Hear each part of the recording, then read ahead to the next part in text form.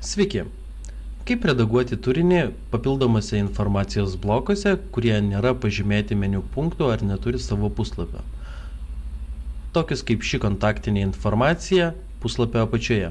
Užvedus kursorių ant bloko, viršutiniam dešiniajam kampe mes matome smagračio ikoną. Paspaudę ant šios ikonos atidarome papildomą meniu. Pasirinkame meniu punktą konfigūruoti. Atsidariusime lange yra visa bloko informacija. Tai yra bloko pavadinimas. Šitas užrašas reiškia, kad blokas pavadinimo neturi.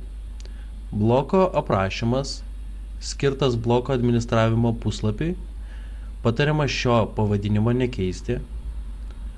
Visa bloke esanti informacija bei papildomos nuostatos. Jos yra iš anksto sukonfigūruotos ir dažniausiai keisti nereikia jų. Atlikę visus pakeitimus, puslapio apačioje spaudžiame mygtuką išsaugoti bloką.